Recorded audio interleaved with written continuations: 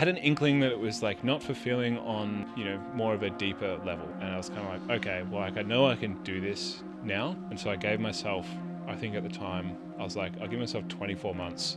I'll leave, I'll go and start my own stuff. And if in 24 months it's not working, then I'll just go back and get a job. We were disconnected from the person. Like, we design these epic chandeliers and then they go over to like a hotel lobby in Abu Dhabi. It's like, I don't know the person that's there. I'm probably never going to see it. It's like, it lacked that meaning. Yeah. Connection. Totally. Yeah. Hey friends, welcome to the Heart Media podcast. Today we're interviewing Luke Phillips of Into Carry / Into Coffee. Right here, he's the owner of the place that we actually filmed the podcast. He's behind us right now. Yeah, he's behind us getting it done. He is such a cool guy. He's really into sustainability practices. We talked a lot about that with him and just general life and what it's like running a business, mindfulness practices. He's got a great story. Yeah, how he started, childhood, beautiful things, a lot of good spirituality. bits in here. Yeah. Yeah, and we're really good friends with him too, so it was a really casual conversation. It was awesome. Yeah. Hope you enjoy it. Love. Cheers. Bye. See ya. Ciao.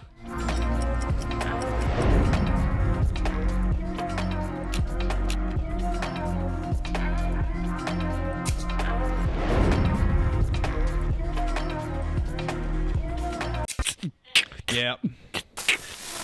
That's why you built Into Coffee, right? For the Heart Media podcast. We're on. Welcome to the Heart Media podcast. We got Luke. Thanks. Appreciate you, man. Luke Phillips. Luke Phillips. What a guy. Shout out Luke letting us film into his cafe / Yeah, you've been here shop. before? Yeah, I've eavesdropped on like every podcast so far, I think. I've got like little snippets. Yeah. But yeah, never a full length, so... Just so that everyone knows that's watching and or listening, Luke Phillips is actually the owner of Into Coffee and Into Carry, and that is where we film the podcast. So without Luke, we wouldn't be here today, guys. So Shout out Luke. round of applause for Love Luke. you, Luke. What a Thanks for coming. legend.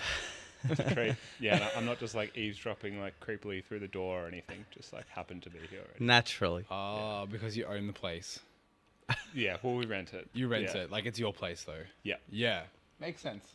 Yeah. Yeah, right. Nice. Why don't you tell us a little bit about yourself, the place, how long you had it for, and... Yeah, sure. So there's two businesses that operate out of here. Well, there's co-working upstairs, so technically three, but the main ones are Into Carry and Into Coffee. So Into Carry started first. I'm an industrial designer by trade, and 5 or 6 years ago, started to look into the food and farming space and discovered like regenerative agriculture, and at the time wasn't really considering any of the materials or the end of life for any of the products that I was designing, because why I was a designer was I loved making shit.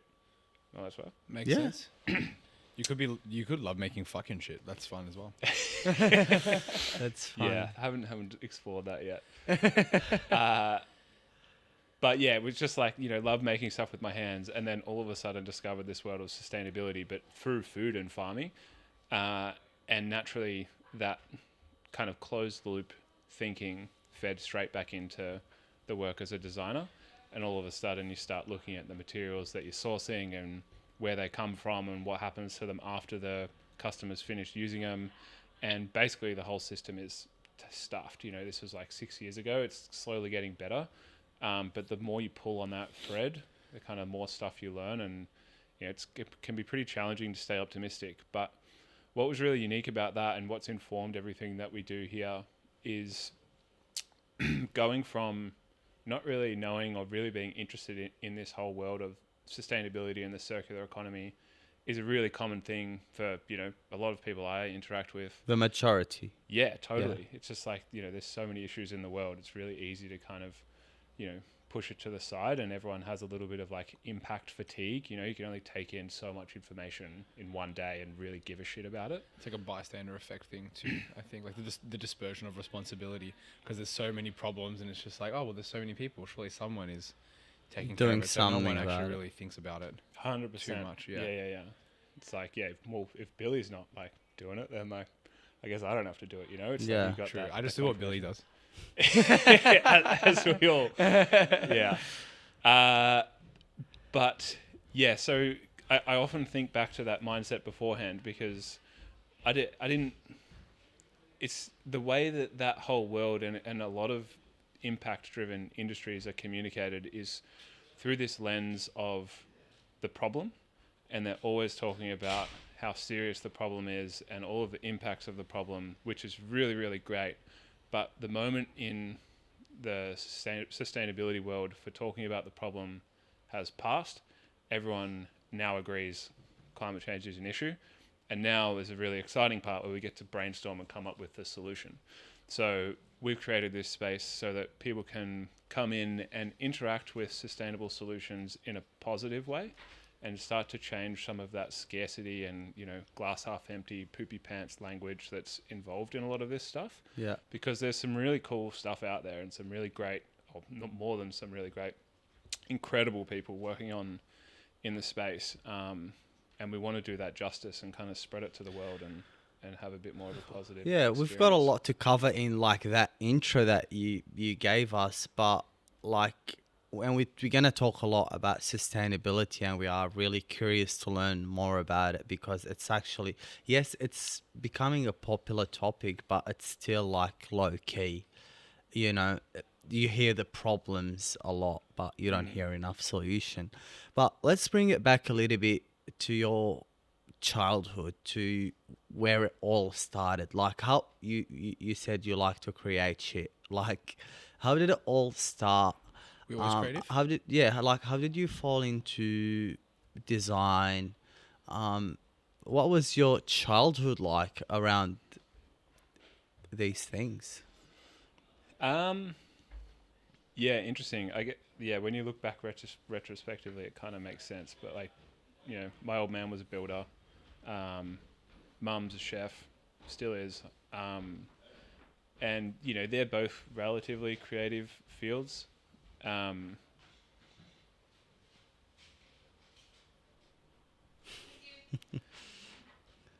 yeah, some of my earliest memories are just drawing and, playing around with pencils and like coloring books and stuff. And I think through that, like, other people when you're young going, oh, you're really good at that, you naturally kind of like So you had that. do it more. Yeah, I was super lucky. I feel like I always just knew what I wanted to do. I wanted to be an artist, but that seemed like it was a really tough industry. Like, Even way to when you were build like career. a young child getting... For as long as I can remember, yeah. Okay, yeah. Always And where something did you creative. grow up? Was it like city, country? Regional Victoria, so like Okay. 3 hours north of Melbourne. Okay. Yeah, What's the place called? Echuca. Oh, in Echuca. Yeah, Nice. Okay. on the And river. then how did you move here, and how did you decide to start like at RMIT design, and how was that like? Yeah, living in the country is amazing. It's beautiful. Yeah, it's really great. There's a lot of awesome people there, but I guess the opportunities in that world, in the product design world, are pretty small. And also, at some stage you have to go to uni. So that's what brought me down to Melbourne. Came down, went to uni, and there's like so much opportunity here. All of these creative people, everyone's kind of inspiring each other and working together, and that kind of hustle and bustle and the energy that's around it. Like when you move down, you're living on res, and we were like in the CBD, so it's like this constant energy, which was totally different to living back in the country, where it's like slow and calm and like very mindful, but that kind of fire was really attractive. Did you get a job? Like obviously you did. Like what did you do to get through here at the start? Fitting tires. Yeah. For a mate's dad who runs a bunch of tire shops. Yeah. Working shitty jobs, working heaps of hospo jobs. Classic. Some amazing hospo jobs as well, actually, Yeah. which is part of the story. I'm sure we'll chat about it later on. Yeah. And yeah, I got super lucky halfway through finishing the industrial design degree. I landed a job at a design studio, and back then I just loved making stuff, and it was this really bespoke lighting design studio.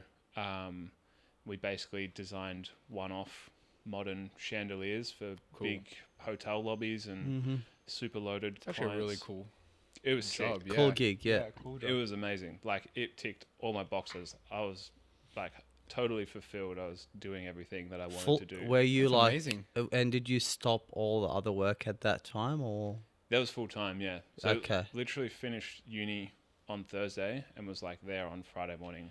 Did you and what? How'd you get that job? Just because you were very talented, or did you know someone that was in that that company, or? It was like a friend of a friend introduction, and then had an interview. Started off just like doing a little bit, and then it like was going well. And so when I finished uni, he was like, "Well, yeah, I've got a full time I've got a position." How for old you. are you That's now, sick. Luke? 32. 32. So Damn, you look what- so young. you do look younger for sure. I thought you were so much younger. And when you finished uni, probably that was like 10 years ago, around that. Yeah, what is it? Yeah, it was 10 years ago. Okay. Yeah. And when did you start your brand? I just want to try to get a feel of. Into carry. Yeah. Graduated in 2014. Worked at that design studio for 2, maybe 3 years. And then Intercarry started in 2019. Yeah, I got a really intrigued question about this topic. Like, you studied like a bachelor degree or something like that, and like now 10 years later, do you see the value of that degree somehow, or do you think you could have done all that you did so far without it? I'm an outlier on this perspective. I think if you chatted to a lot of people that did, a lot of degrees, but specifically the one that I did, they'll say they didn't get a lot out of it. I kind of think that's bullshit. I think they're just... They want to be haters. I think like a lot of degrees, it's sold to you as this segue in between where you are and you getting this badass job that's going to solve all your problems. Right. And the reality is it's a really crucial stepping stone for a lot of industries, but it doesn't just like lay the path out before you and you just kind of like walk straight into it. Right. And specifically in industrial design, for like traditional industrial design, there would be less than 10% of people that go through there would actually be practicing what that specific skill is, because there's not enough jobs for the amount of people that are doing that degree. Okay. But the parallel that I talk about with it is you see the same with a lot of people that do law degrees. So it teaches you, if you do a law degree, for everyone that I've chatted to, it teaches you a way to digest a shitload of information and make assumptions and test hypotheses and move through that really fast. And that's a skill set that it teaches you. It doesn't mean you have to go and be a lawyer afterwards. You can apply that skill in a multitude of different ways. Yeah. And industrial design is the same, or at least my experience was the same. It teaches you a way to look at a set of problems and break them down and, test different ideas and try and solve them and move forward. And that is applicable in so many different things that you do. It's technically like sort of doing design, but the amount of time that I would spend doing industrial design would be less than 5% of the time that I work. Right now. Yeah. Talking about So right in now, conclusion, Yeah. you think it was helpful, but do you think you could have achieved? Absolutely not. No. No. Yeah. No way. Yeah. Probably could have gone and become a furniture maker, which is what my goal was back then. Okay. Yeah. But Why do you want to do that? because I love making stuff. Right. Yeah. It's just like that, the tactility of working with raw materials like wood, stone, metal. Yeah. There's something so kind of beautiful and Yeah. romantic about that. Yeah. That's nice. Are you a romantic person, Luke? Probably not, no. When it comes to materials, I am, yeah. Are you? I can be. He's romantic. Yeah. He's a lover, this guy. I love food. Yeah. Romantic and heart media hoodie. Food is romantic, yeah. You guys love food. Food I've is heard you talk about romantic. food. Your eyes We light do up. love food. I'm the We talk same. a lot about food. We actually talk a lot about Even food. before we started Heart Media, we talked a lot about food. Yeah. When I was at that job doing the lighting design, I was working with this other guy, and we would just sit there and like design or assemble lights like pretty much all day, and the whole time we're either talking about music or food. Yeah. And you just It's literally it's two of the most like social chats that you can have. yeah, because you could share it with people. Yeah. It also they also Nice. both are two things that really make you feel something. Good. Mm. Do you know what I mean? But, yeah. Food and music both are two Food things is that are good. very emotive. And everyone has their own interpretation of it as well. Yeah, because it's so like universal. Yeah. Speaking of food, what's your favorite food? Favorite food, cuisine dish. Yeah. I'd probably say Japanese or Mexican food, mainly Okay. just for like Respect. diversity. But I mean, if Does you've it got, have like, to do anything with sustainability? Nah. No. I'm sure we could weave it in there somehow. Pure but yumminess. Just like when you've got something super fresh, like salsa with like charred meat, Yum. that balance is just fucking 100%. heaven. It's like a big warm hug, but you're also like in this refreshing swimming pool at the same time. It's just Damn. like it just breaks down. Like a warm hug and a walls. refreshing swimming Oh, pool. that was Look at that for okay. Instagram caption for the clients. Like a warm hug and a refreshing swimming Yeah, pool. yeah. Something to Nice. aspire towards. Love that. And Billy, what's your favorite food? While we're here, just on the topic. I kind of like Lebanese food. Sick. Like the big Nah, warm hug. look, honestly, I truly love Mexican food like so much. Yeah. And like Middle Eastern in general. But like you can't ignore Asian food, like Mm. a fresh stir fry or do you know what I mean? Yeah, 100%. Vietnamese. But I gotta say Mexican is like top It's a 3. banger. Yeah. Yeah, What about you, Mm. Ty? Gotta go Middle Eastern as well. Probably Mm, top Yum. for me. M.E. Just like charred meats, good spices, Mm, vegetables, the dips, Hummus. bread. yeah. It's good for sharing too. That's why I love about Middle Eastern as well. It's made to share, so you Yeah. can be with. It's like you get like one thing and everyone has a little bit of it. Yeah, so yeah, nice. yeah. Anyway, enough of the food. Also works really well like these days when everyone's got different dietary requirements. Maybe not if everything's charred meat, but like put out a Vegetarian. big like spread of shit and you can just make your own. The manuche, yeah. Yeah. You got Medzi, there's that's what I'm heaps talking of vegetarian and vegan Yeah. and And bits it's little bobs. bites, which I really like too, because you get to try a lot of things. Anyway, Mm, Back to Keep Luke. running it, keep running it. Okay, got the job. we can digress and talk about food. the whole time. See what I mean? It just goes. starts. We did the thing. Back. We got the job. I really like. I think getting a job the minute you finish uni is boost your career so much and gives you so much confidence. You know what I mean? Like you straight into it. You're starting to learn. It's so good. Mm. How long did you stay in that job? And how was that like? Was it creative? Was it corporate? Yeah. What was it what it you like? hoped it would be? Yeah, in a way, yeah. It was pretty bang on. Like to a credit to my boss and the business owner back at the time. Alan Al is the name of the design studio, and Alan's his name. He gave us so much autonomy. Like we were 2 kids straight out of uni. He's like, here's a project. He wouldn't really give us a budget, and he's just like, design whatever. So it was everything they wanted. But you hit the nail on the head. Like coming straight out of uni, straight into that, and then like excelling there and doing well. I was like, man, this is like carving this up, and that You did this. that false level of confidence. Yeah. Yeah. I mean, that's what gave me the confidence to go out and start a business on my own. So how long after working Yeah. with What's the transition? Because we read about your environmental kind of awakening? epiphany. What Oh, you guys happened? did do research.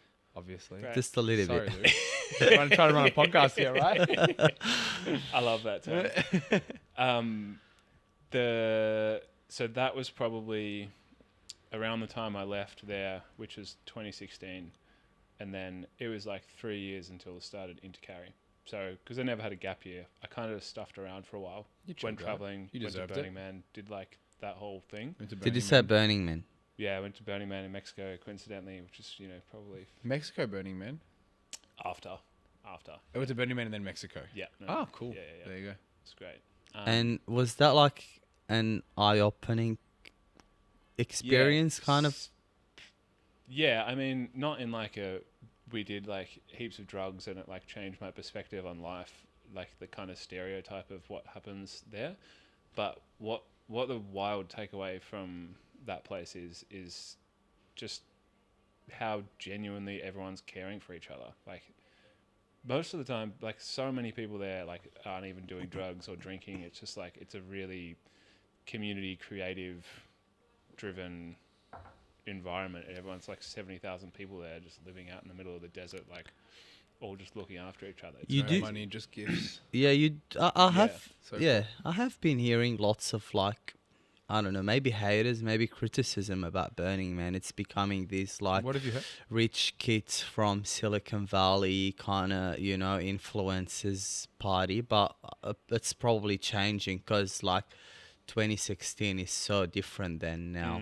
Was that 20? Yeah. People would do, yeah, that before we went in 2017, kind of like, oh, maybe it's like missed its time, and it's sort of, because Yeah. you hear a lot of those Social stories. media and heaps happened yeah. in that time. Yeah. And like that 100% is there. Like on Saturday and Sunday there, when it opens up, well, it doesn't open up to the public, but like people come from Silicon Valley for the weekend, the vibe changes a fair bit, and there's a lot of like, influency people around. But there's 70,000 people there. It's like, It's not huge. 70,000 influencers.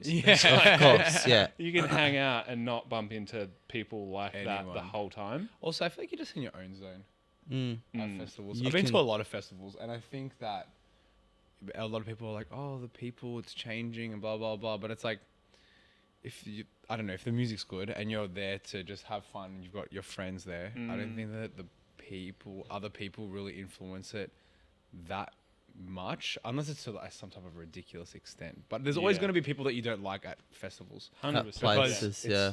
Just This is the life. nature of life. Yeah. Sneak attack. We bumped into Luke in Tanglewood. That was Yeah. really yeah, nice. Yeah. Yeah. Yeah, that was a I great did. time. Yeah. Did we? Were you there as well? I was there. Yeah.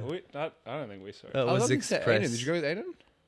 We weren't camping with him, but we spent most of the time with him. Yeah. Such a good festival. He's such a fun Beautiful. Yeah, he's a good boy. I love that guy. Yeah, it Did was you like great. the festival? Yeah, it was awesome. It's I'm so not big good. into like psytrance, but the whole festival was great. It's such a good vibe, and the crowd actually is probably one of the best crowds I've had at a music festival for sure. Crowd was great. The Very setting was chill. just stunning. Like in all those hills. The weather was amazing too. Yeah, Yeah. so good. Cool. So, gap year, Burning Man, Awakening.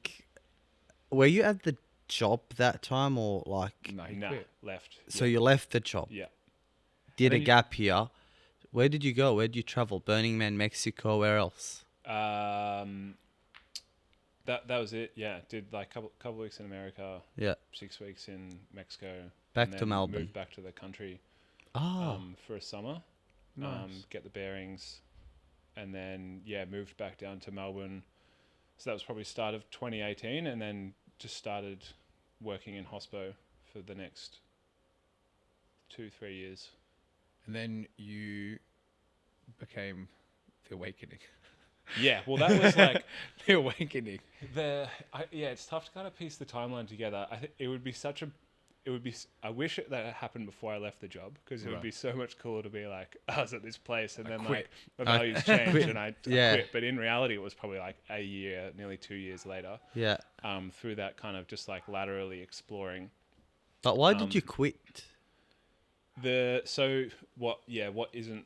reason why I quit is I was 24, and like I said, I loved what I was doing, but I had an inkling that it was like not fulfilling on, more of a deeper level, and I was kind of like, okay, well, like I know I can do this now, and so I gave myself, I think at the time, I was like, I'll give myself 24 months, I'll leave, I'll go and start my own stuff, and if in 24 months it's not working, then I'll just go back and get a job, like at wherever.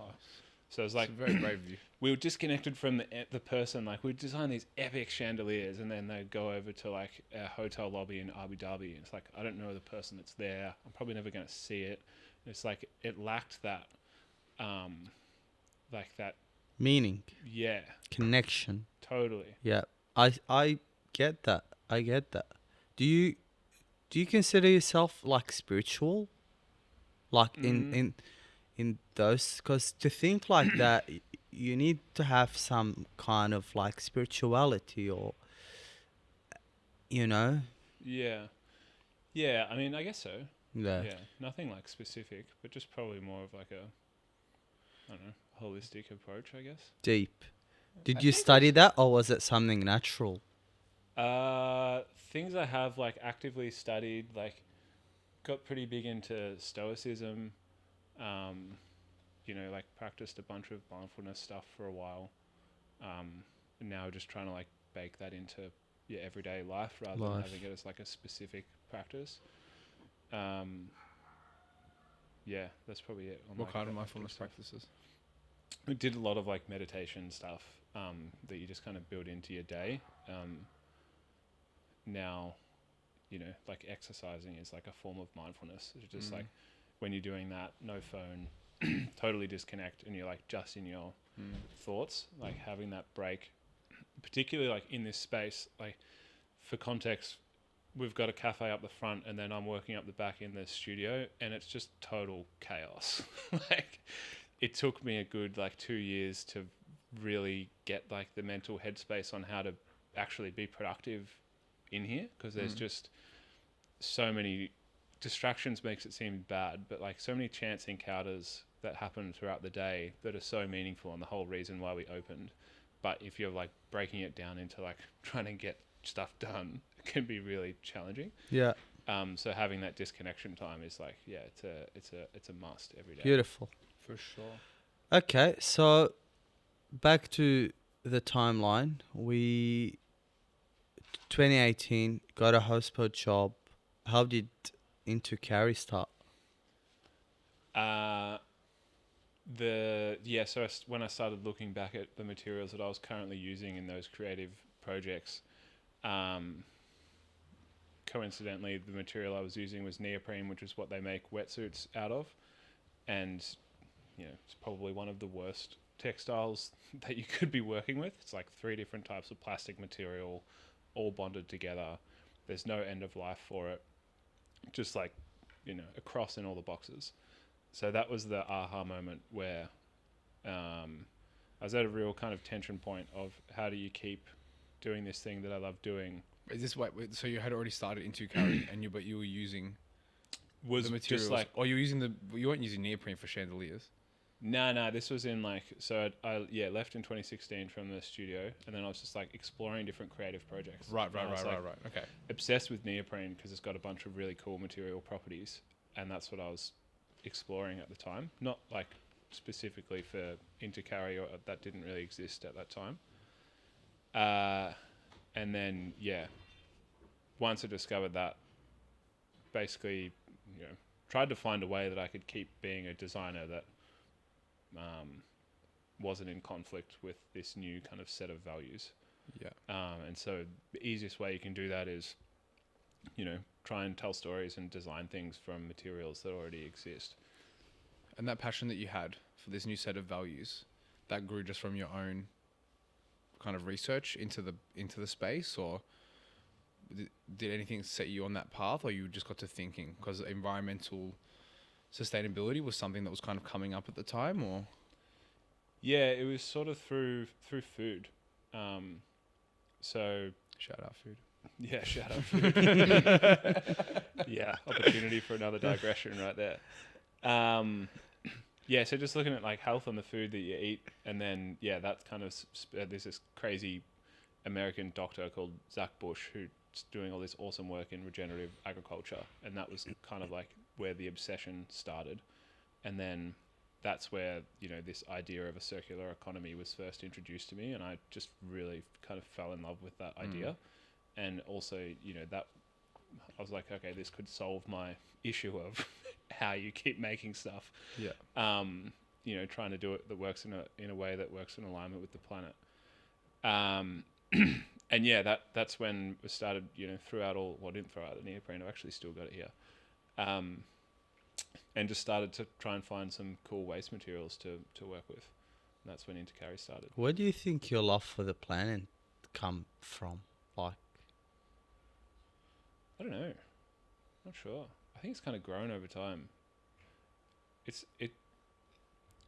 the connection and the responsibility that I think we each have individually.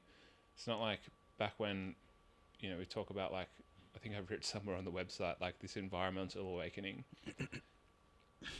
It didn't just like happen overnight. It was like a super gradual thing. And realistically, like when it started, if I try and think back to that headspace, it was trying to do good, but I was just trying to find a way to do less bad. There wasn't like this grand vision of like trying to, Have an change impact. the world or whatever. Yeah, it was just like iterative steps.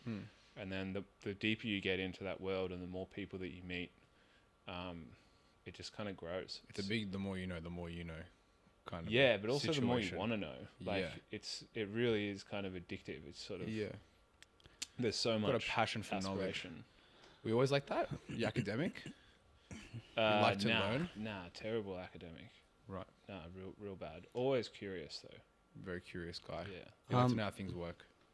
Yeah, Yeah. for sure. So, how old were you when your brand, which was into carry at the start, right? Yeah. How old were you at that time, and what year was that exactly?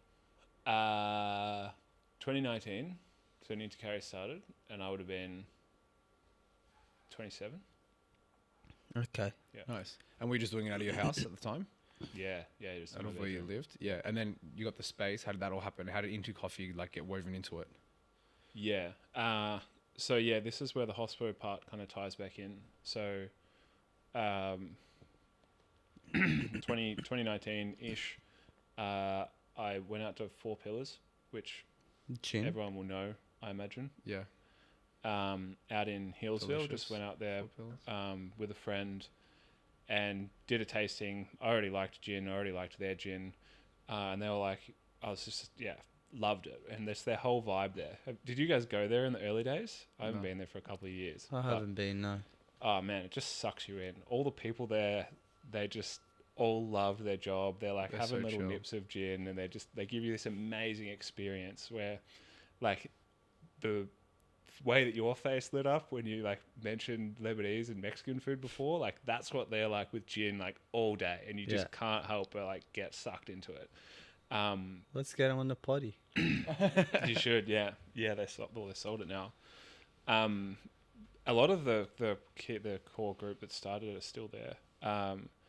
But they were like, well, we're hiring. I'm like, man, I live in Fitzroy. I don't know if having a job out in Hillsville is very feasible. Yeah. But they sucked me in, and so I drove out there 4 days a week for like 2 years. What? That's hectic. So how far was that? It's an hour drive each way. Okay, gee, Um, okay. But it was seriously cool. Like watching that business go from, I think they probably had like 40 employees when I started there. And then I was there through when they sold to Lion Nation. And now they're just like this mega business. It was really quite a, life-changing experience. But the key part and why it informed what we've done here with Intercoffee wouldn't exist if I didn't work at Four Pillars, is they had this beautiful model where people would come through the door. They probably already know about Four Pillars, but they probably don't know that much about it.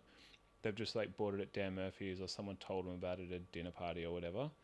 And they come in and straight away you can just smell all the botanicals because they're actually making the gin in the same room. And then you go up, you order a G&T, and then you can do a tasting every half an hour. You come in there and you do like taste all these gins, and the people that are running you through it just like really care about the craft. And then you walk away and you've kind of like accidentally been educated about this brand, but in a really fun and engaging way. And it's what was wild to watch. As well, which 100%. everyone's feeling good. Everyone's feeling great. Yeah, it's like Sunday Arvo or whatever. But people would walk away and they couldn't help themselves but go and tell other people about gin and Four Pillars and this experience that they'd had. And this is when I'm learning about this world of sustainability and trying to find a way to to spread these learnings that I'm having, because I'm like, I didn't want to learn about all this stuff, but now I find it really interesting and I want other people to have that aha moment. And like these guys are doing that with gin, because before that everyone thought gin was like, you know, it's Gordon's, like grandma's gin that was like sitting on the top shelf, and it, you know, Right. tasted terrible.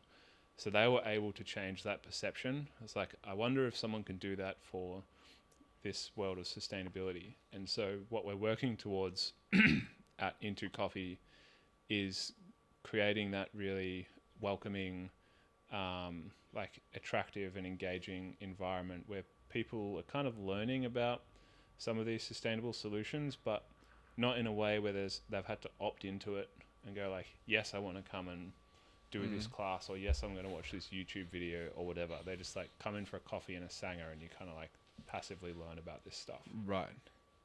That's cool. So you're like creating that kind of experience when people come in. We're inching towards it. I mean, yeah, it happens. It's like not very in your face at the moment, Yeah. but yeah. It's very chill. So that's what you wanted to do, and then you found this space in Fitzroy, and you're like coffee shop sangers. You had bowls too. At one point, I remember.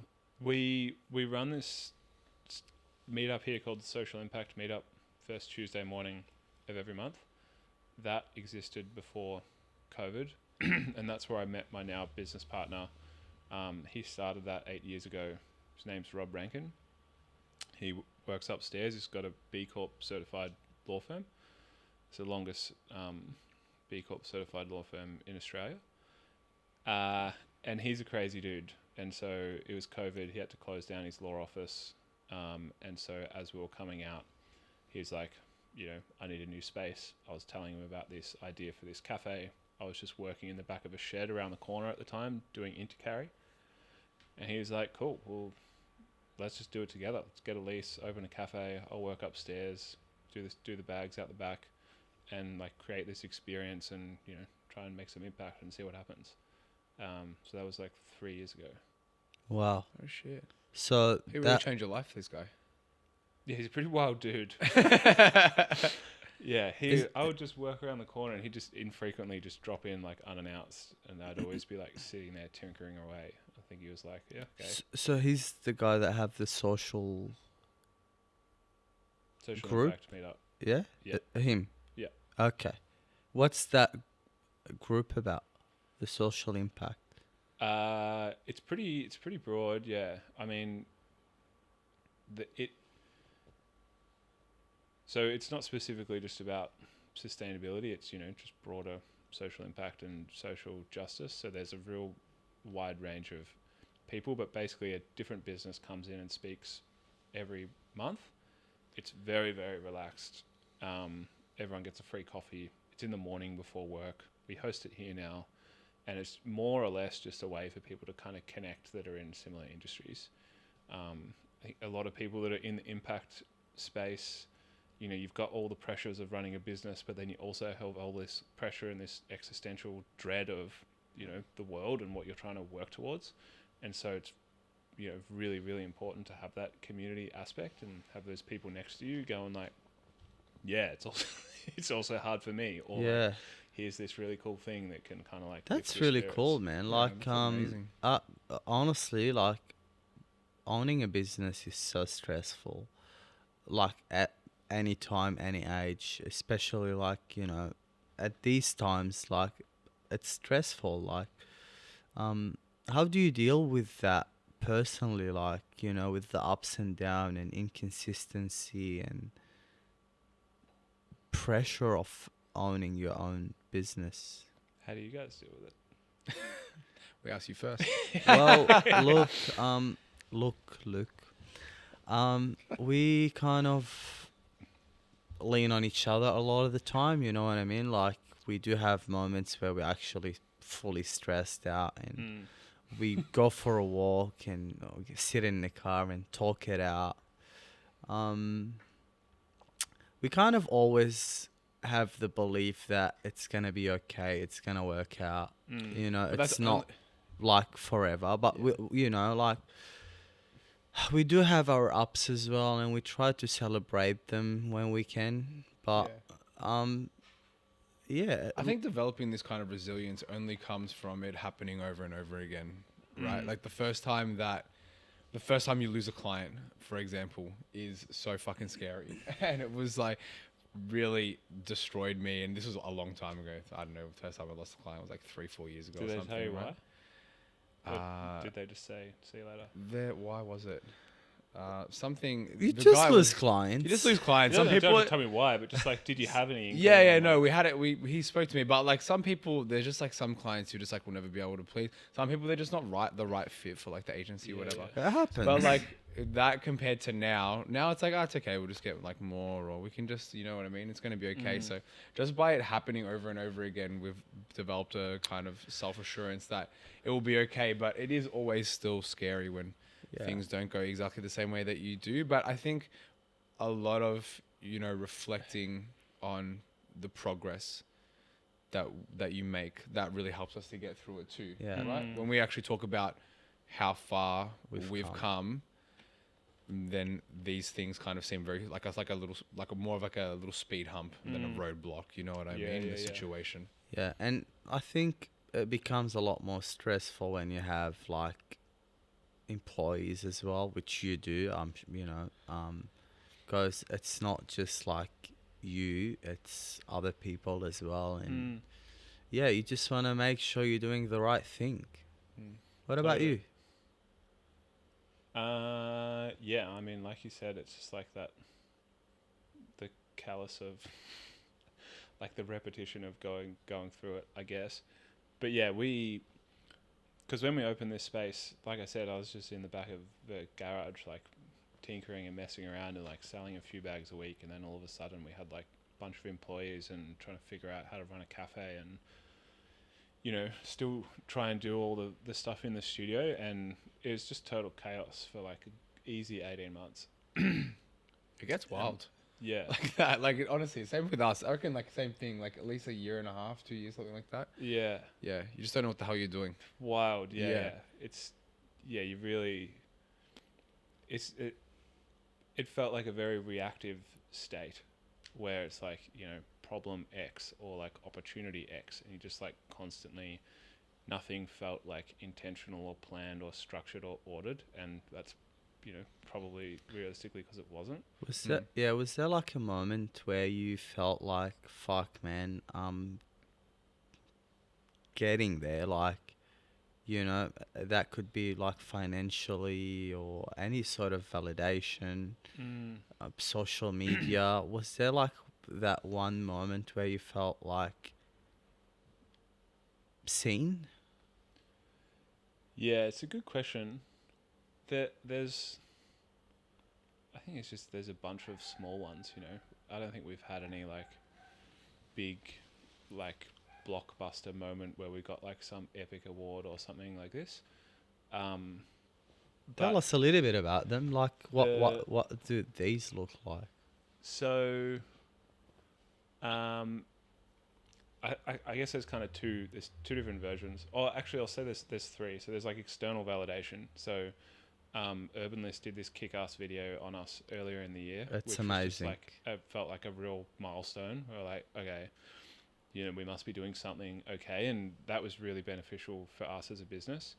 But also gives you that like internal validation, which is kind of the second one. I've personally had fuckloads of those over the 3 years that we've been here. But at the same time, have had just as many or more moments where you're feeling the exact opposite, which I'm sure you know about. Doubts and just like that yeah. doubt just comes in. And I think probably only in the last, somewhere between 6 to 12 months has my personal journey and like validation internally been able to kind of put all of those external pressures and doubts over here into a box and just actually like get on with what's happening. Compartmentalize it. Yeah. How do you do that? Emotionally, it just like takes over you. I think it's just sort of, I can't remember the term that you said before, but it made a lot of sense. It's just like, you just know that you've been in that position before and you got through it. So it's just like, this isn't different to last time. It's a speed bump, not a roadblock. Yeah. Yeah. But in the beginning, it's like, it feels like like when you lose your first client, or like we stuffed up heaps of stuff when we first started. it feels like this catalyst that the whole building's gonna fall down. It's gonna. like, Yeah. what are we gonna do? We're doing everything wrong, you know? It's like Panic. you can't take that and then like extrapolate that out to everything else. It's like that just has to sit over here. And then I guess work it's over also here. like, because it's your business, you take it so personal, right? Because even like we have the team now, and from the outside perspective, from a third person perspective, something happens, like, I don't know, something small, they message the person the wrong thing, or there's an issue with something they've designed, or like a Instagram caption or something like that. They come to me and they're like, oh, I did this thing. I'm like, oh, good, man. Like, honestly, I've done it a million times. Like, don't stress, blah, blah, blah. But still, me to this day, if I were to do it, I'm like, what the hell's wrong with you? Again, like, how can you keep doing this? Like, blah, blah, blah. Like, you'll never be good at this. Like, fucking, like, maybe, you know what I mean? So Yeah. I think because you are so personally connected to it as well, anyone really that has a business, it makes it feel very like here and now, and very anxiety inducing. You know what I mean? It's kind of like my life, because your business is your life, is like falling apart. But and like, I think you nailed it. And that kind of sparked back up some of the feelings in the early days, is when the business is going badly, because your identity is so wrapped up in the business, because you've worked so hard for so long. God, that's it powerful. has been like your everything. If it's going badly, it's like, well, I'm a shit person, or like I'm personally bad. And I think in terms of like milestones, that 6 to 12 months ago, probably what the shift was like me realizing that I was actually a person that exists outside the business, and like, if something's happening over here, that doesn't mean that I'm necessarily bad, or like my identity. I was able to separate the identities, basically. I love I that, think man. It's like knowing who you are and who the business is, to be able to split them apart. yeah, That's powerful.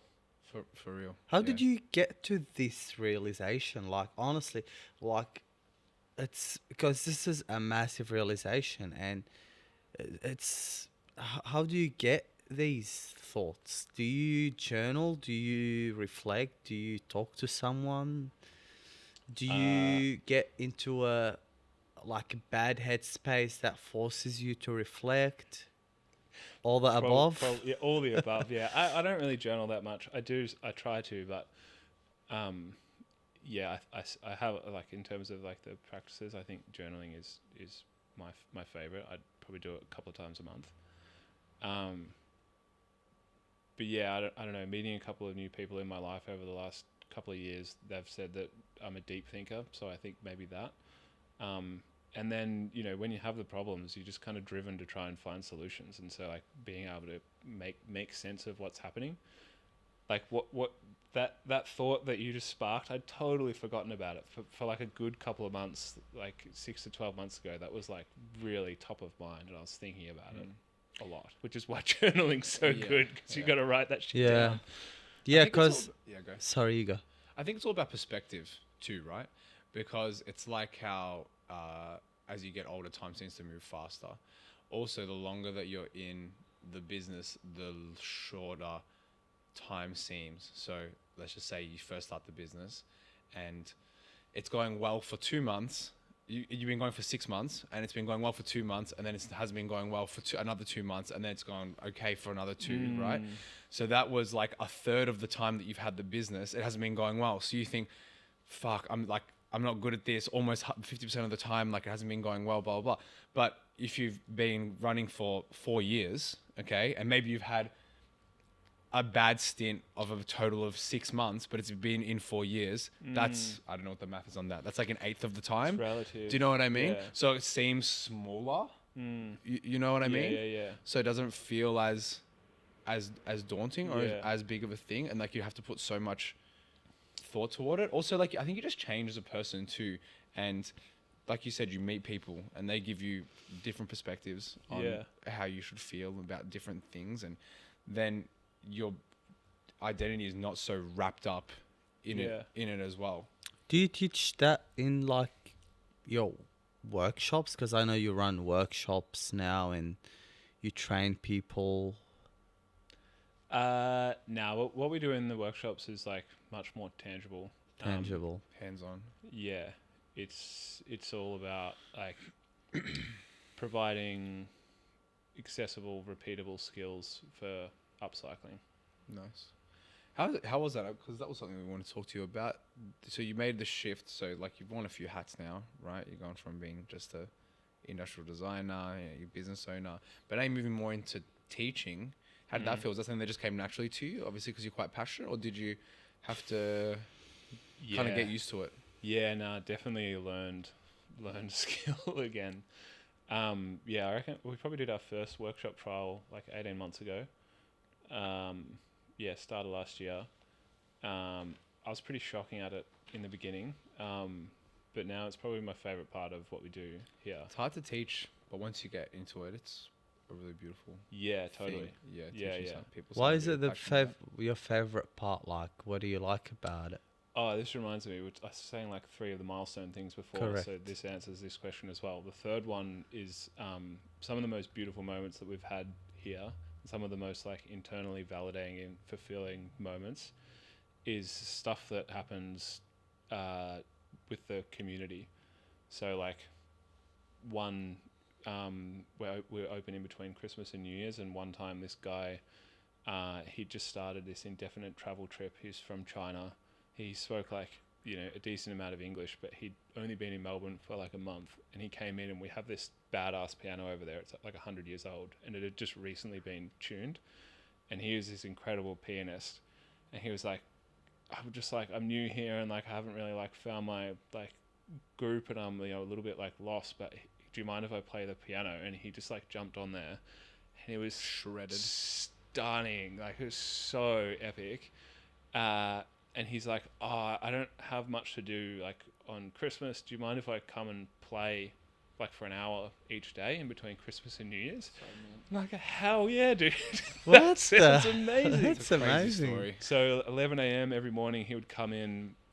One of the days was a Saturday, and there was just like, we had the door up, like the sun was coming in, and there's just this beautiful music, and everyone's chatting, everyone was just sitting and just like listening to this. Bring it back, but man. no one knew that that's what they were walking into. It was so sick. It was amazing. Like stuff like that. We have a potluck that runs once a month, which has just been started by the community. Was no like intentional idea around that. Sometimes there's like 50 people that come in. Everyone just brings a plate of food. We put it on the table. We bring in some beers and some wine, and we just hang out. When you say community, like, how do these people join the community? So what makes it so rewarding is most of the people in there kind of all entered it individually. So they might, if there's a bunch of apartment buildings across the road, they've moved in there, they come into the cafe, they don't know anyone in the city, and then they meet like a couple of baristas, and then, we might have a workshop here, and they like meet a couple of people there, and then one of them's like, come to this party, and then now they come in a potluck, and like that whole community is driven by individuals like that. And the initial meeting spot is the cafe, Into Coffee. That's like this space is like it facilitates all of that stuff, but it's not like I'm not sitting here and like we're not really intentionally, we don't have like a grand master plan of how to build community. Of course. What makes it so beautiful is it just like It's organic. there's a desire for it, and the community runs itself, and the space just kind of facilitates it. That's I beautiful, agree. man. I really do, because like the first time we came here we met Ainan around upstairs, and like I had a coffee, and it was really nice. It was just a nice coffee. You were really friendly as well, and I'm local. I've never been here before, but I literally just found myself coming again the next day. Like, I'm not a regular here, but you do feel really welcome around here. Everyone is friendly. The place is so creative, and It's so cozy in here. it doesn't feel like a cafe. It just feels like your extended Living lounge. room. You know what I mean? So it makes sense that What it's is the not deal with all the forced. furniture in here? Just Yeah, accumulated? it's just the thing, like a lot of it's Rob's. So Rob's old law firm was a bookstore, and he had like as well as a law firm. so all of his workers work remotely, but like Okay. they need an office to Right. have like to send all the legal Meetings documents and to her or stuff, yeah. whatever. And so there was like all this retro furniture, bunch of plants, bunch of wood in that old place, bunch of books, and he had like some vinyl and stuff. And so he just had a lot of it in storage. So we brought it in. The rest of it we just kind of accumulated. But it's probably mainly just from us just like doing it on a shoestring budget, just like bolting together what we can. Yeah. Like someone that was moving out of an apartment across the road, like they're like, oh, we've got these 4 orange chairs, that'll go with your place. And just like gave them a bunch of coffees and they dropped the chairs off, and it's like heaps of stories. Gave them like a bunch that. of The one coffees. you're on's like, you know, friend's mum, they were taking up room in her room. She was like, bring those over. These ones I said before, like $5 from Salvos. Does it also align with your sustainability practices though as well? Was that like an intention, or you just literally just because? Yeah, I mean, we'd probably do it similar to this, even if we had like the money to do a big fit out in the beginning, because it obviously aligns with our values. But yeah, initially I probably had like a much more considered like design aesthetic to like creating this really cool space, and it's just kind of been bolted on over time. And it's You kind did of a taken on bang its up own job. vibe. Me and Billy love it here. We do love it. We Yeah. talk about how much we love it here all the time because Yeah. we initially were thinking that we wanted to shoot this podcast in our office or like an office space, and we kind of it didn't end up happening because we hired people and we couldn't fit it in there. And then we're like, oh, maybe Into Coffee, we'll see. Like, it's a good space, got couches, makes sense. But now that we're here, we can't look back. We don't want to I want to keep shoot it telling anywhere you, else. It's gonna be very hard to match it. Yeah. I mean, looking at the footage, it looks great. It There you looks go, so good in nice. here. It's really good. Yeah. And this mural behind is it's It's epic. incredible. Yeah, what is the mural? So there's a local artist, Nikki Tissakuris. They are like a multidisciplinary artist and designer, and every speck of the mural is found in waste materials, even the paint. Lots of like band posters that fall off the wall, and they do a lot of collage. They run a bunch of workshops here. It's really, really cool stuff. Nice. So cool. Back to sustainability, we do have a bunch of like fire questions. One of them Hit me. They're lit, these questions. Yeah. I just Well- dove straight into it. You just like, tell us where we are, and it's just like, boom. Here's the spiel. what was would you date someone that doesn't align with your values, that sustainability? Yeah, absolutely. Like that's the. I think what's really Absolutely critical, yes or no? Absolutely yes. Yeah, I mean, if they were like really bad, I'd have to put some thought into it. But you know, everyone's at different points of their journey, and to think that the whole world is going to be passionately involved in living sustainably is unrealistic. What we just need is like a core group of people that are really involved, that kind of, you know, change that. Each to their own. Yeah. But you try your best. People come in here all the time and like, you know, we don't have disposable coffee cups, but we don't want to make them feel shit if that's not their norm. We want to create a welcoming environment. We don't want to So shame them about do you it. still not have those cups? Yeah. But if I come without a keep cup, how do I get a takeaway coffee? So we have a mug wall up next to the point of sale, which is just constantly filled with mugs from the Red Cross.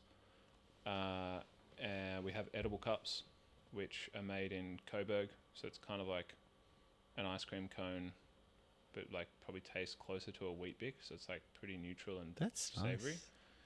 They last like 8 hours with the coffee in them. You can we've got like nice ceramic cups that you normally drink out of for our dine-ins, which are these epic cups called clay cups. They've got a silicone lid that we can pop on there, and you can just pay a deposit and run off with it. A lot of people that do that just end up reusing it because they're really nice cups. It's that keep cup after that. Yeah.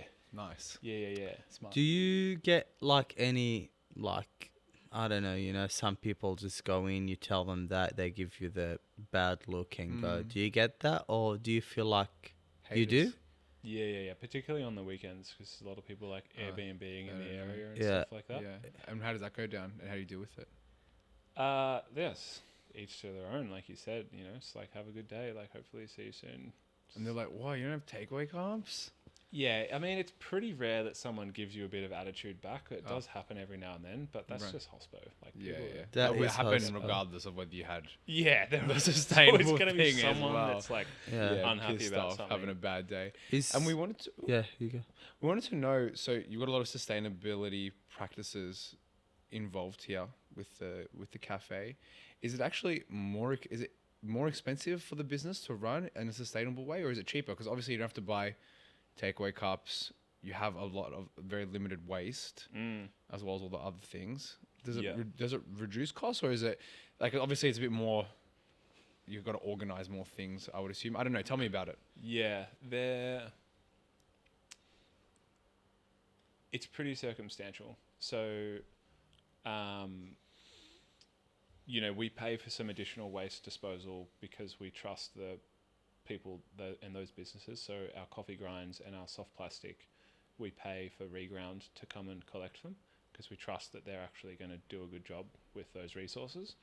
And our compost, Fogo bins are available in Collingwood now, but we partner with Cirque du Soil, who's like a micro composting business. They have this like little Japanese electric truck that's like, you know, half the size of a car park that comes through, and they pick up the buckets and compost them. So they're amazing. But then there's other options where what we've been really conscious of when we opened is we've got enough reasons for people to not come back here because convenience is really important for a cafe. Like Of takeaway course. coffees, you got to be fast. We don't really have that convenience, so we have to be really, really good quality on the coffee that we serve. And so with our milk, for example, we pay a premium to get organic milk from this badass dairy in Ngambie from this lady called Kathy. She's like, I don't want to put an age on her, but like Shout out Kathy. Shout out Kathy. She's speaking at our next social impact meetup actually. Right. She watched this doco on the dairy industry and realized that all mother cows when a cow has a baby, they're separated from their calf, and the calf is usually, you know, axed. Yeah. And she's like, this is outrageous. She didn't even drink milk, but she's just like, I can't live with this knowledge. So she quit her successful job in the music industry, sold her house out I think she was in Caulfield, moved to Ngambie, bought a farm, built a dairy, and now has all of these cows on this dairy, and she's learnt how to make milk, and the quality of it is incredible. We get people coming in saying it's like The best milk. Yeah. How does she do it organically? So she just waits until the cows are naturally because cows don't make milk unless they're pregnant, unless they've just had a baby, right? Organic, like certified organic, like no pesticides or anything in any of the food that they're eating. And then she doesn't kill the calves. And the cows and the calves just like hang out in the paddock all day, whereas normally they get separated. So there's only 5 dairies in the world that do that. Wow. There's only 1 in Australia. Damn, and it's in the that's- Gambia. That's Kathy. Yeah. Wow. So that brings your cost up, obviously. Yeah, so we could get a local cheaper milk that's still zero waste and still on the Udaway system, which is the keg milk delivery system. But we choose to go for the premium one because, you know, we need a point of difference everywhere we can. Mm-hmm. And then your food offerings, how does that tie in with the whole sustainability thing? So we're really lucky. We're in Collingwood. There's so many amazing options around here. So we get our vegan pastries from Smith and Daly, and fortunately they're just 100 meters away. So we just go pick them up on a tray directly from the bakery. So that's totally zero waste, not a problem. We've just recently switched over to Falco. They're also, you know, ethically aligned with us. So they'll drop them off in reusable crates, which they do anyway. We love Falco. That's So actually the good. second time we bring Falco to the podcast Great. conversation. Love that. What was the first? The chicken sanger with Oh, Lucky, Yeah. I love their yum. chicken sandwich. That sounds great. Yeah. Also, yeah, shout out to Rustico because they're who we were with for a couple of years, and normally they're like wrapping up bread in plastic, and so they just weren't wrapping it in plastic for us. So businesses are often keen to make those changes and work with you. Well, not all of them, but a lot of them. And then all of our meat comes from a place in Tasmania called Lena. So it's all wild harvested game meats. Damn. That would also drive your cost up, right? Because that's hard to do wild harvested game meat, no? Yeah, it's pretty. Yeah, is a little bit more expensive. Like we get a salami from there, and it's like definitely more expensive than normal salami, but the quality of it's incredible, and like it's a unique story. So yeah, it's definitely worth it. And you have the wallaby sanger. That's a wild game. Okay. Yeah. So in mainland Australia, you can't harvest wallabies. Kangaroos, you can. But in Tasmania, there's just an overpopulation of wallabies, has been for decades. How do you think that whole topic have impacted your like personal life, like shopping at Coles, for example, for your home groceries or eating out, or are you conscious about those decisions you make? Yeah, it was pretty hardcore when I first got into it, like in the first couple of years. Like pretty close to total zero waste, stopped eating meat, did the whole 9 yards. And then that's probably informed a lot of like, the question you asked before of like, would you date someone that was, hated the planet or whatever? Not hated. I didn't say hated. Hates the planet. Yeah, this is like a joke that I have with a couple of friends. If someone buys like a, disposable water bottle or something, it's like, oh, They so hate the planet. you hate the planet. Is that what you're telling me? But the basically really hardcore in the beginning, and then over time you're like, okay, is this actually realistic? And what's the trade-off between the burden that puts on you and the additional pressures and costs in your life, if there are any?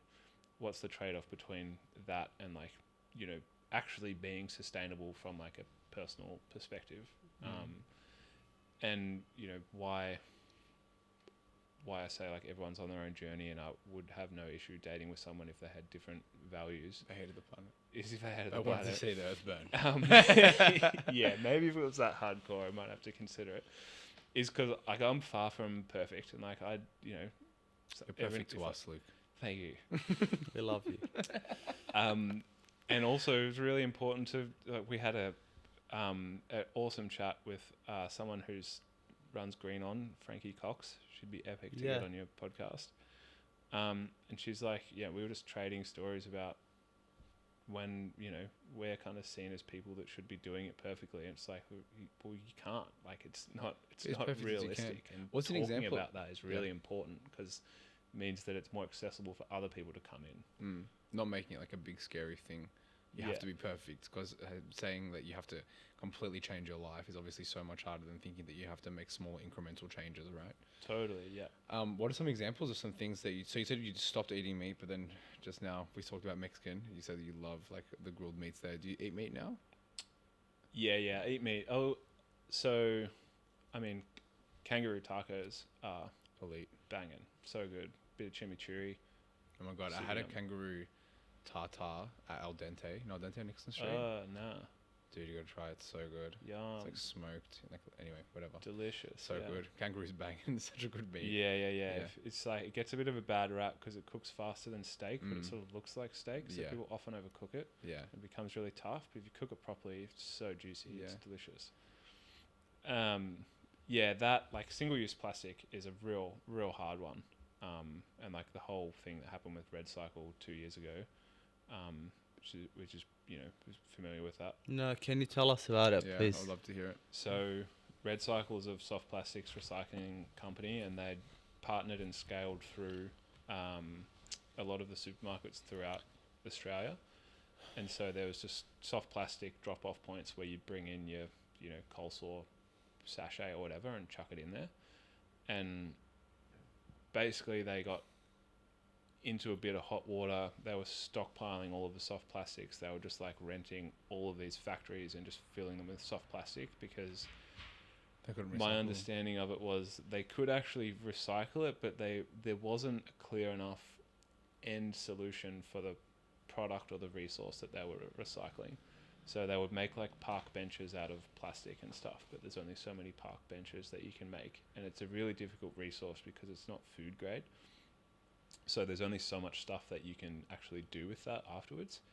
And so they got found out. They were stockpiling all of this stuff. It was like this massive story Scandalous. in the space. And it started this really interesting debate about whether having that recycling option is just perpetuating the consumption cycle and kind of letting the individual off the hook, because you're like, oh, well, it's getting recycled, so I can just consume as much of it as I want. And we use soft plastic recycling here, like I said, because, you know, the wallaby from Lena comes wrapped in soft plastic legally. Like, it has to be, you know, food safe and contained for transport. So there's a lot of barriers that you can't get around with that, but it's the convenience culture where it's really difficult to challenge. And that's, like I touched on before, like, if I get home from work and you've had like a 14-hour day and you don't have any food, or just like grab a freaking coleslaw mix from Coles on the way home and bang it with Easy some as, tuna. yeah. It's like you're getting something healthy, but it's like, you know, you try and not do that. But as long as you're not doing it every day, it's fine. Yeah. Nice. Try to be good as much as you can. Yeah, just be better. Yeah. Just be better, whatever that means. Just be. To you. Just try to be better. Yeah, Day. Fantasy question. Fantasy question. Fantasy question. Sounds good. You ask it. Intrigued. Luke Phillips. Have This is done the your fantasy. Pardon. This is our fantasy question that we ask all the guests. Cool. If you could collab with anyone and time and place was not an issue, so you could collab with someone that no longer exists on this planet. No longer exists. You could if you want to. I'm saying. Okay. I'm saying time and place is not an issue. Who would it be? It can be like Leonardo da Vinci, but it can also be like Donald Trump. Do you know what I mean? Yeah. It can be Tyron Speziale. Yeah. Damn, anyone that's dead or alive. I'd probably say Neri Oxman. Okay. We have no idea who that is. Tell us Can we about confirm that? Neri Oxman. She is a total badass. She was an MIT professor. She started her own business now, which is called Oxman.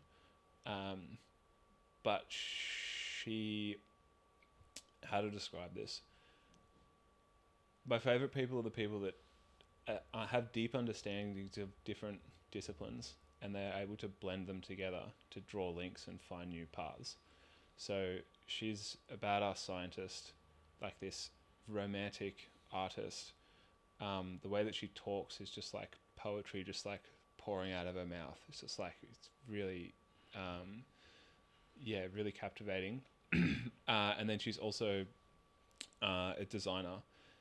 And the way that she talks about technology and the planet, and like you could put sustainability under the same banner, is she'll say stuff like, you know, why are we building cars? Like, why can't we grow a car? Like, what does it look like where we're living on the planet in a way that the planet already is familiar with? So we have this kind of arrogance where we've kind of manhandled the environment in a way to like make it best suit us, and this transition that we need to start looking at the planet as a collaborator, not a resource. Mm-hmm. And she just packages up all of that, all of those concepts and those ideas, and communicates them really effectively. And she also just does this most amazing work. Like, she built this big structure where the structure was built by 10,000 silkworms. So like a silkworm like spins a web, and so they kind of like put this skeleton up, and then rather than cladding it with like plastic or timber or whatever, they just put 10,000 silkworms on it, and they just like wove this whole structure like themselves, because that's just naturally what they do. And then, like, you know, the structure itself is It's a natural resource, so it can just go and break down afterwards. So Beautiful. Cool. That That is sounds so cool. that sounds like a fantasy, Yeah. doesn't yeah. it? And Like, so you'd like to collaborate with her on creating something, or how would you like to collaborate with her? True. It sounds like she does a lot. It's not very Creating straightforward. something would be wild. Building something. I mean, just having a conversation would be like, yeah, yeah. take a couple of years to. so develop what are that. you doing at the moment, Luke? Where's the brand at? What's coming? Tell us. What's on the horizon? What's on the horizon? Apart from trying to find a way to collab with Neri Oxman, we're telling stories through upcycling is like blanket what we're doing right now with Intercarry. And then over the next couple of years, we want to shift more into telling stories about new materials and new systems and manufacturing technologies. That's kind of back to that same idea of like, how can we actually start to build and live and consume in a way that works in alignment with the planet. And upcycling is a really great first step to start to get familiar with those circles and kind of break that idea of a linear consumption cycle where we just take shit from the planet and we use it and we throw it back, and start to, tell stories around what a circular economy is.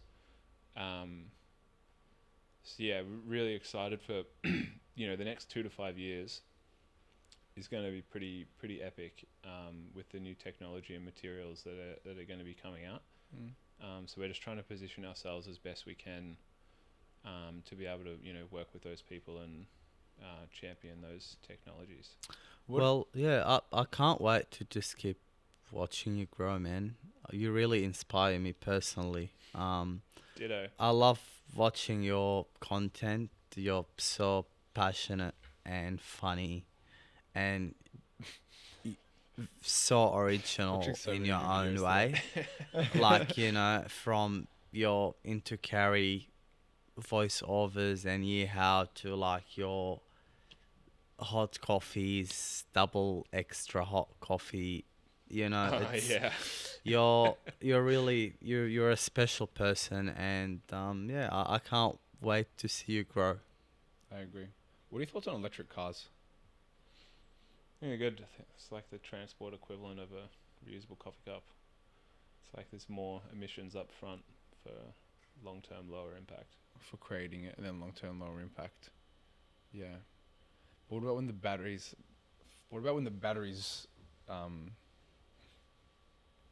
like degrade?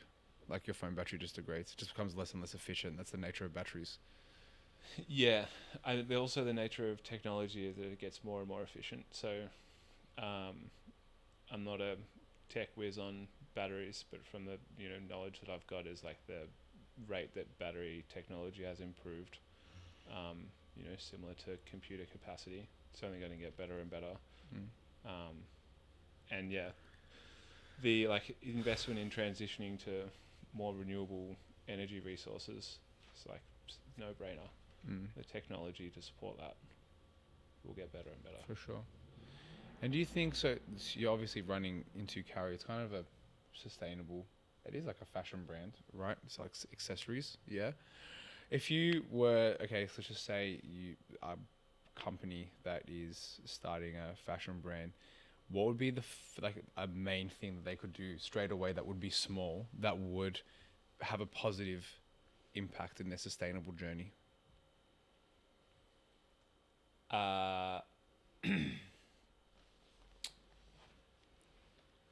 Develop, assuming that they're manufacturing overseas, invest in the relationship with the manufacturer, because that asset over time will give hopefully open a lot of opportunities to work with them to make sure that their product is better. So, a really simple off-the-cuff example would be like utilizing the offcuts, and then, you're coming into like where the material is sourced and obviously like the conditions of which it's made. But yeah, the relationship side of that, we've learnt really strongly through the cafe. So like I mentioned before with like Rustica taking the plastic off, if you treat people like humans and you kind of come to them and have these conversations not from an entity perspective but from a human perspective, then that's like invaluable in the way that you can work together over time. I guess it's about asking the question, right? If you never ask, you never know. If you're thinking, overseas supplier, how am I going to be able to make it more sustainable? Well, why don't you just ask them, how can I make it more sustainable? Yeah. Right? And if they don't know, then you've opened up the dialogue and you can have an equal conversation with them. The other thing I would say would be like if there's an ethical if part of the drive to start the business is for the ethics or the sustainability side, it's really easy to get into this like roadblock state where, do you know the Mr. Burns syndrome, where he like has all the diseases and the doctor's describing it like all the diseases are trying to get through the door but they're jamming each other so none of them are coming out the other side. Right. Yeah, the rogue Simpsons reference. I think about it all the time because it seems simpler. It's like it's never going to be perfect when you start. Like you're going to have to make sacrifices along the way. Like we still actually have it on the bag. There's a like virgin polypropylene webbing that's on the back. So we used to use about a meter of it per bag, and now we're down to like 20 centimeters. Okay. But that seemed like a massive compromise when we were starting. Cause like this is virgin material. It's like, made from fossil fuels. Like that's not what we're about. 100%. But is it worth stopping the whole project for? It's like, just move forward, iterate. We have a big thing on the board up the back that says progress versus perfection.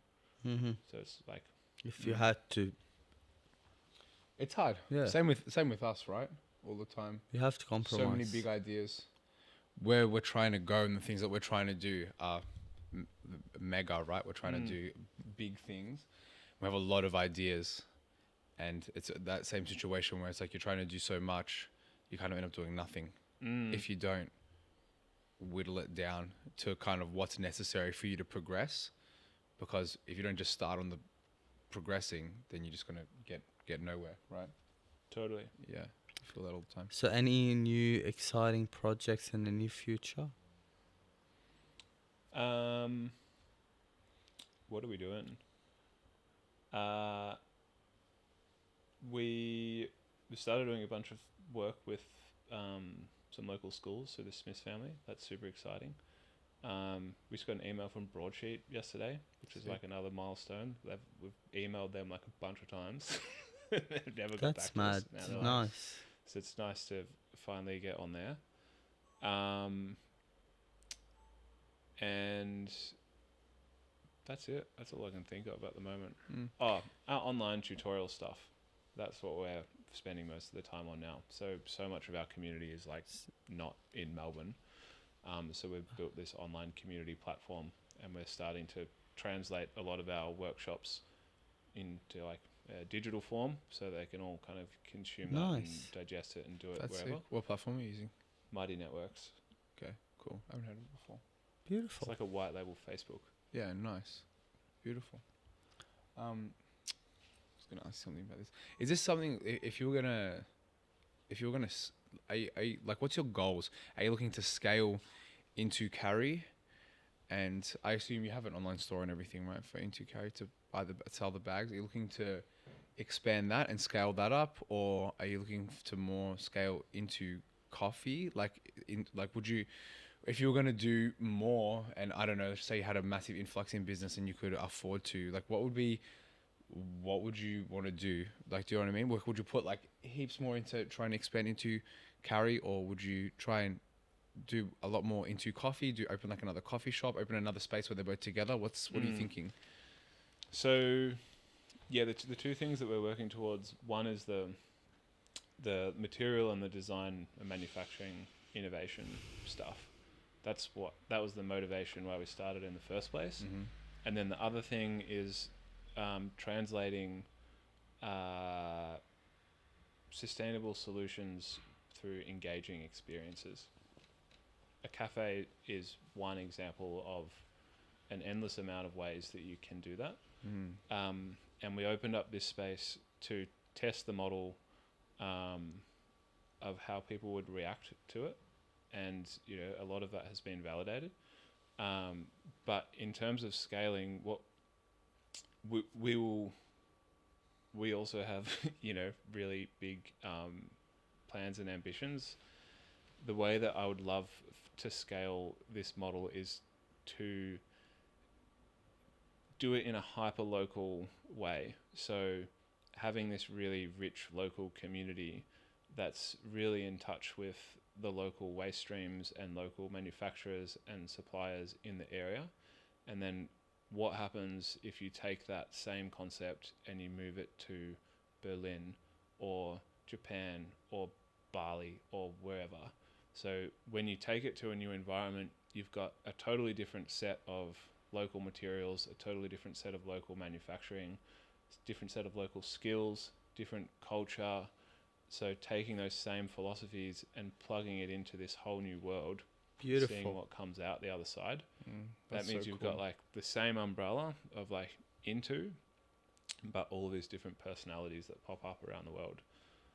Yeah, fascinated by that concept, and that's what we'd hopefully like to work towards. That's so beautiful. That's Really. yeah. Because I feel like, honestly, for me, it just kind of really clicked just now. Kind of exactly what the whole thing is that you're trying to do. You're trying to bring people together, because from an outside perspective, before we had this conversation, I'm thinking, okay, so it's like it had the added bonus of just having a big warehouse space, and he's got the coffee shop, but he also can build things out the back. But it's kind of like you're trying to create a community where you can teach people as well as interact with them, as well as also kind of have like the other business with it as well, right? That's kind of what it is. But each one of them is unique. Yeah, as the well. whole thing is unique. And then, you know, if you were to take that into different parts of the world, that's so cool. You just create like kind of like a hub, and you're interacting with and teaching more people about what you're all about, while also creating like experiences and making it approachable and being able to have the into carry as well. It's awesome. So cool. What I think's epic about, or what I'd be really intrigued about that is, you know, if you come into a different culture and like they don't drink coffee, you try and shove a coffee into the community. It's like, it's not going to work. So you come in and you're like, you know, what's the hub? Where do people hang out? How do they have that Sake. same? Yeah, totally. Like ASOP do a really cool job with their stores. Like no two stores are the same, and they work really closely with a lot of local designers that are in there. Yeah. Which is, you know, but they've got a really strong brand, because the argument for that stuff is like you have to have consistency. But like, it's still, you can place them all together. They're all like they're all distinctly ASOP. Like no one has their kind of like aesthetic. One's not pink or something. Yeah. Guidelines. But they're definitely not the same store, each one. Yeah, that's really cool. That is true. That is true. Amazing. More than amazing. How we feeling? We good. We're good? How you Have feeling? we been Luke? talking for a while? We've been talking for a while. Sick. Yeah. Time Over check? an hour. Love talk. More than an hour? Yeah. Cool. Cool. How'd you feel about it? Had a good time?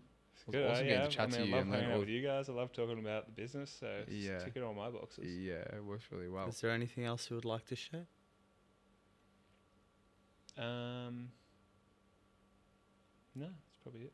Anything.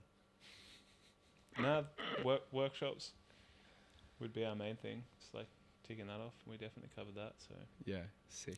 Come and hang, guys. Into coffee. 2A Robert Street, Collingwood. If you come on a Tuesday, you might be able to bump into us filming a podcast here. You get to meet Luke. Yeah, Yeah. it's an epic place. here every day. So Yeah, we love it here. Let's go. Thanks, beautiful. Luke. Let's do it. Appreciate Thank you you, guys. man. That's it. Appreciate you for Thanks for having me on. coming. Cool. It's a pleasure. Let's go. Our media podcast, Luke Phillips episode. Thanks, guys.